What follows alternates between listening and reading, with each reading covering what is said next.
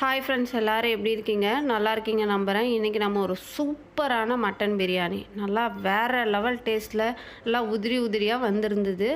இது 1.5 kilo rice போட்டு 1 kilo mutton போட்டு ஒரு 12லேருந்து 14 பேர் சாப்பிட்ற அளவுக்கு செஞ்சுருந்தோம். டேஸ்ட்டு சும்மா வேறு லெவலில் இருந்தது. இது நீங்கள் நார்மலாக செய்கிறத விட ரொம்பவே டிஃப்ரெண்ட்டான ஸ்டைலில் பண்ணியிருக்கிறாங்க. வாங்க எப்படி பண்ணுறதுன்னு பார்க்கலாம். 250 ml எண்ணெய் விட்டுருக்கேன். இதில் வந்து 300 ml வரைக்கும் விடலாம், எண்ணெய் கம்மியாக யூஸ் பண்ணுன்றதுக்காக. இப்போது இதில் 100 கிராம் அளவுக்கு பட்டை, கிராம்பு, லவங்கம், ஏலக்காய், கல்பாசி எல்லாமே ஆட் பண்ணியிருக்கோம். பட் எண்ணெய் ரொம்ப காஞ்சதுனால வீடியோவில் காட்டாமல் டைரெக்டாக ஆட் பண்ணியாச்சு. இப்போ இது எல்லாமே நல்லா வதங்கி வந்துடுச்சு. இந்த ஸ்டேஜில் 1/2 கிலோ அளவுக்கு வெங்காயம் ஆட் பண்ணியிருக்கிறோம். வெங்காயம் நமக்கு நல்லா வதங்கி வரணும். அந்த வெங்காயம் வந்து நல்லா பொன்னிறமாக மாறணும். அந்த அளவுக்கு நம்ம வதக்கி எடுத்துக்கணும். வெங்காயம் எந்த அளவுக்கு நமக்கு வதங்குதோ அந்த அளவுக்கு டேஸ்ட்டு ரொம்பவே நல்லாயிருக்கும். இப்போ பார்த்தீங்க அப்படின்னா வெங்காயம் ஓரளவுக்கு நமக்கு வதங்கி வந்துடுச்சு. இந்த ஸ்டேஜில் நாம் ஒரு 6லேருந்து 7 பச்சை மிளகா 2ஆக கீறி இதில் ஆட் பண்ணியிருக்காங்க. பட் கீராமலும் நீங்கள் ஆட் பண்ணிக்கலாம். இப்போ பார்த்தீங்க அப்படின்னா இதுவும் நல்லா வதங்கி வந்துடுச்சு. 300 கிராம் அளவுக்கு இஞ்சி பூண்டு பேஸ்ட்டு, இது வந்து ஈக்குவல் குவான்டிட்டியில் போட்டுக்கோங்க. 150 கிராம் இஞ்சி, 150 கிராம் பூண்டு போட்டு இதை நல்லா வதக்கி எடுத்துக்கோங்க. இப்போது இதில் கொத்தமல்லி, கருவேப்பிலை, அதுக்கப்புறமா புதினா இதையும் ஆட் பண்ண. நார்மலாக நாம் வந்து கருவேப்பிலை ஆட் பண்ண மாட்டோம். பட் இதில் நாம் கருவேப்பிலையும் ஆட் பண்ணி டேஸ்ட்டு வேறு லெவலில் இருந்தது. நீங்கள் இந்த மாதிரி ஆட் பண்ணிவிட்டு செஞ்சு பாருங்கள், டேஸ்ட் எப்படி இருந்ததுன்னு சொல்லுங்கள். அதுக்கப்புறமா ஒரு 450 கிராம் அளவுக்கு தக்காளி ஆட் பண்ணியாச்சு. இப்போது இந்த தக்காளி நல்லா வதங்கி வர்றதுக்கு தேவையான அளவு உப்பு ஆட் பண்ணிக்கோங்க. நமக்கு தக்காளி நல்லா மசிஞ்சு வரணும், அப்போ தான் நமக்கு பிரியாணி நல்லா டேஸ்ட்டு கொடுக்கும். இப்போ பார்த்திங்க அப்படின்னா தக்காளி நல்லா ஓரளவுக்கு மசிஞ்சு வந்துடுச்சு. இந்த ஸ்டேஜில் 100 ml தயிரை ஆட் பண்ணிக்கோங்க. நான் சொல்கிற அளவுகள் எல்லாத்தையும் அப்படியே ஃபாலோ பண்ணிக்கோங்க, டேஸ்ட்டு வேறு லெவலில் வரும். அதுக்கப்புறமா 1 கிலோ அளவுக்கு மட்டன் வேக வச்சு எடுத்துருக்குறோம். அதையும் இதோட ஆட் பண்ணிக்கோங்க. ஈக்குவல் குவான்டிட்டியில் மட்டன் ஆட் பண்ணால் தான் டேஸ்ட் நல்லாயிருக்கும். பட் இருந்தாலும் மட்டன் விற்கிற விலையில் எங்களால் அவ்வளோ போட முடியல. அதனால் 1.5 கிலோ ரைஸ்க்கு 1 கிலோ மட்டன் ஆட் பண்ணியிருக்கிறோம். இப்போ இதில் தனி மிளகாய்த்தூள் 2 டீஸ்பூன் அளவுக்கு எடுத்துருக்குறோம்.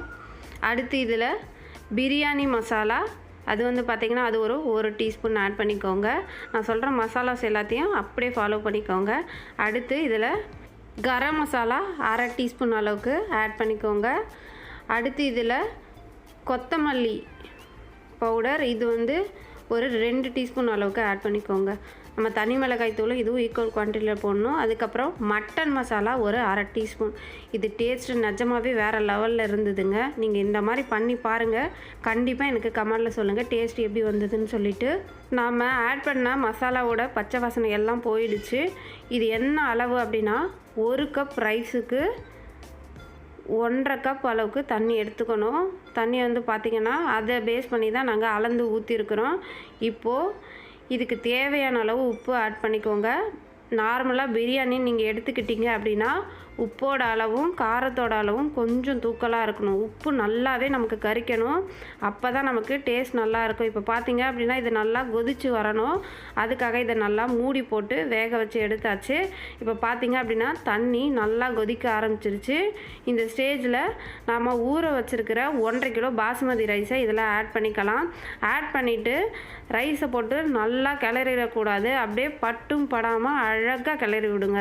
போட்டு ரொம்ப கிளறினீங்க அப்படின்னா ரைஸ் வந்து உங்களுக்கு உடைய ஆரம்பிச்சிடும். அதில் நான் உங்களுக்கு கிண்டியிருக்கேன் பாருங்கள், அப்படியே பட்டும் படாமல் லைட்டாக கிளறி விடுங்க.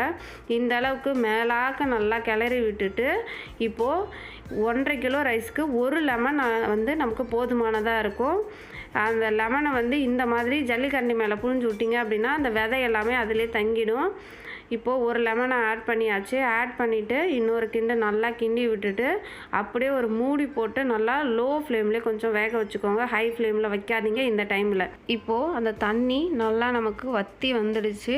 அரிசி நல்லா ஓரளவுக்கு வெந்து வந்துடுச்சு.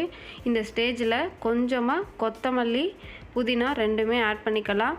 ஆட் பண்ணிவிட்டு இப்போது இது மேலே ஒரு வாழை இலை வச்சுக்கோங்க. வாழை இலை இருந்தால் வச்சுக்கோங்க, இல்லை அப்படின்னா ஒன்றும் பிரச்சனை இல்லை. நீங்கள் டேரெக்டாகவே தம்மில் போட்டுடலாம். கீழே வந்து பார்த்திங்கன்னா நான் தோசைக்கல் வச்சுருக்கிறேன். தோசைக்கல் வச்சுட்டு மேலே வாழை இலையை வச்சு நல்லா க்ளோஸ் பண்ணிவிட்டு இதோட மூடி போட்டுட்டு நான் ஒரு அம்மியோட குழவி எடுத்து போட்டிருக்கிறேன். வேறு எதுவும் நீங்கள் சுடு தண்ணி அந்த மாதிரிலாம் வைக்கணும்னு அவசியம் இல்லை. நீங்கள் விறகுல பண்ணும்போது அந்த மாதிரி பண்ணலாம். பட் விறகுல பண்ணாதனால நாங்கள் இப்படி பண்ணணும். இப்போ பார்த்திங்க அப்படின்னா தம் வந்து ஒரு 20 நிமிஷத்துக்கு மேலே விட்டு எடுத்தாச்சு. இப்போ நான் எடுத்து காமிக்கிறேன் பாருங்கள். நீங்கள் இந்த வாழை இலை வைக்கும்போது அந்த தண்ணி எல்லாமே இந்த வாழை இலையிலே நின்றுடும், உள்ளே உங்களுக்கு போகாது. அப்படியே அழகாக எடுத்தீங்க அப்படின்னா தண்ணி எடுத்து கீழே ஊற்றிடலாம். தம்மு கட்டிட்டு உடனே நீங்கள் ஓப்பன் பண்ணக்கூடாது. ஒரு 30 நிமிஷம் ரெஸ்ட்டு விட்டுட்டதுக்கு அப்புறமா தான் நீங்கள் ஓப்பன் பண்ணணும். அப்போ தான் நல்லா நமக்கு சாதமும் வெந்திருக்கும், நல்லா உதிரி உதிரியாகவும் வரும். இப்போ இதில் ஒரு 100 ml அளவுக்கு நெய் விட்டுக்கோங்க. நெய் வந்து உங்களுக்கு ஆப்ஷனல் தான். நெய் வேணும்னா போட்டுக்கலாம், வேண்டான்னா நீங்கள் விட்டுறலாம். பாருங்கள், சாதம் நல்லா உதிரி உதிரியாக வேறு லெவலில் வந்திருக்குது. வீடியோவில் நான் சொன்ன எல்லா மெஷர்மெண்ட்ஸையும் கரெக்டாக ஃபாலோ பண்ணுங்கள். இந்த வீடியோ உங்களுக்கு பிடிச்சிருந்ததுன்னா உங்கள் ஃப்ரெண்ட்ஸ் அண்ட் ஃபேமிலிக்கு ஷேர் பண்ணுங்கள், லைக் பண்ணுங்கள், கமெண்ட் பண்ணுங்கள்.